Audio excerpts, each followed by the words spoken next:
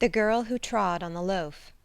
There was once a girl who trod on a loaf to avoid soiling her shoes, and the misfortunes that happened to her in consequence are well known. Her name was Inge. She was a poor child, but proud and presuming, and with a bad and cruel disposition. When quite a little child she would delight in catching flies and tearing off their wings so as to make creeping things of them. When older she would take cockchafers and beetles and stick pins through them. Then she pushed a green leaf or a little scrap of paper towards their feet, and when the poor creatures would seize it and hold it fast, and turn over and over in their struggles to get free from the pin, she would say, "The cockchafer is reading. See how he turns over the leaf." She grew worse instead of better with years, and unfortunately she was pretty, which caused her to be excused when she should have been sharply reproved. "Your headstrong will requires severity to conquer it," her mother often said to her. "As a little child you used to trample on my apron, but one day I fear you will trample on my heart." And alas, this fear was realized. Inge was taken to the house of some rich people who lived at a distance and who treated her as their own child, and dressed her so fine that her pride and arrogance increased. When she had been there about a year, her patroness said to her, "You ought to go for once and see your parents, Inge." So Inge started to go and visit her parents, but she only wanted to show herself in her native place, that the people might see how fine she was. She reached the entrance of the village, and saw the young labouring men and maidens standing together chatting, and her own mother amongst them. Inge's mother was sitting on a stone to rest, with a faggot of sticks lying before her, which she had picked up in the wood. Then Inge turned back. She who was so finely dressed, she felt ashamed of her mother, a poorly clad woman, who picked up wood in the forest. She did not turn back out of pity for her mother's poverty, but from pride. Another half-year went by, and her mistress said, "You ought to go home again and visit your parents, Inge, and I will give you a large wheaten loaf to take to them. They will be glad to see you, I am sure." So Inge put on her best clothes and her new shoes, drew her dress up around her, and set out, stepping very carefully, that she might be clean and neat about the feet, and there was nothing wrong in doing so. But when she came to the place where the footpath led across the moor, she found small pools of water and a great deal of mud, so she threw the loaf into the mud and trod upon it, that she might pass without wetting her feet. But as she stood with one foot on the loaf and the other lifted up to step forward, the loaf began to sink under her, lower and lower, till she disappeared altogether, and only a few bubbles on the surface of the muddy pool remained to show where she had sunk.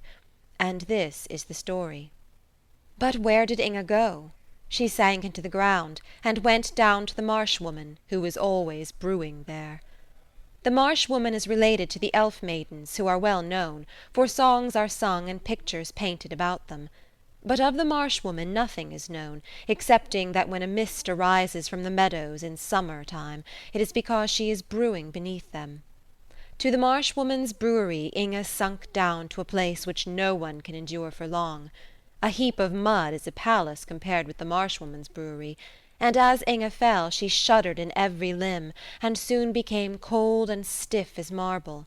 Her foot was still fastened to the loaf, which bowed her down as a golden ear of corn bends the stem. An evil spirit soon took possession of Inge, and carried her to a still worse place, in which she saw crowds of unhappy people, waiting in a state of agony for the gates of mercy to be opened to them, and in every heart was a miserable and eternal feeling of unrest. It would take too much time to describe the various tortures these people suffered, but Inge's punishment consisted in standing there as a statue, with her foot fastened to the loaf. She could move her eyes about, and see all the misery about her, but she could not turn her head, and when she saw the people looking at her she thought they were admiring her pretty face and fine clothes, for she was still vain and proud. But she had forgotten how soiled her clothes had become while in the marsh woman's brewery, and that they were covered with mud. A snake had also fastened itself in her hair and hung down her back, while from each fold in her dress a great toad peeped out and croaked like an asthmatic poodle.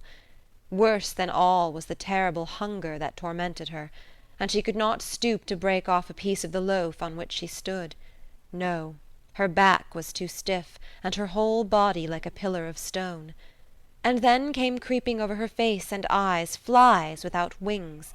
She winked and blinked, but they could not fly away, for their wings had been pulled off. This, added to the hunger she felt, was horrible torture. "If this lasts much longer," she said, "I shall not be able to bear it." But it did last, and she had to bear it, without being able to help herself. A tear, followed by many scalding tears, fell upon her head, and rolled over her face and neck down to the loaf on which she stood. Who could be weeping for Inge? She had a mother in the world still, and the tears of sorrow which a mother sheds for her child will always find their way to the child's heart, but they often increase the torment instead of being a relief. And Inge could hear all that was said about her in the world she had left, and every one seemed cruel to her. The sin she had committed in treading on the loaf was known on earth, for she had been seen by the cowherd from the hill when she was crossing the marsh and had disappeared. When her mother wept and exclaimed, "Ah, Inge, what grief thou hast caused thy mother," she would say, "Oh, that I had never been born! My mother's tears are useless now."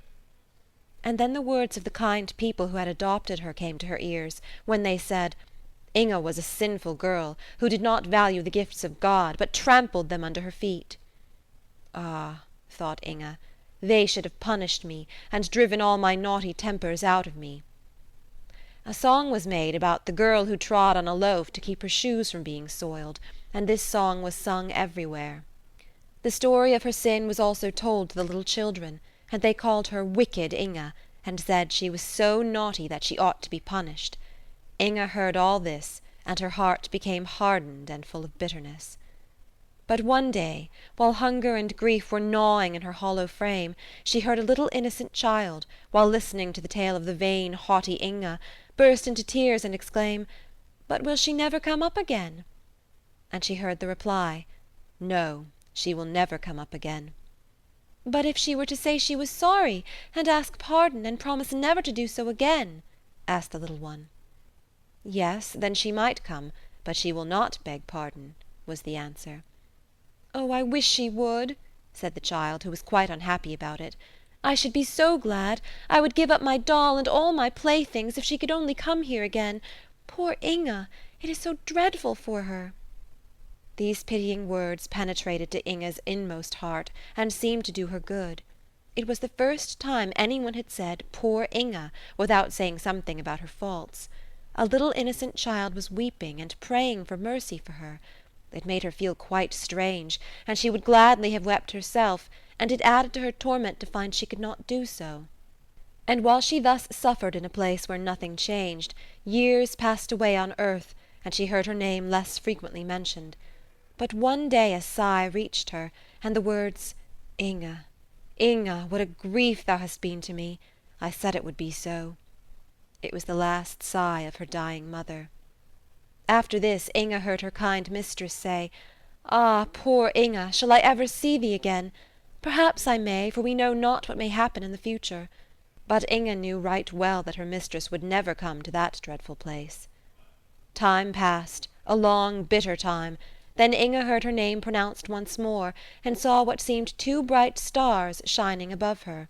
They were two gentle eyes closing on earth.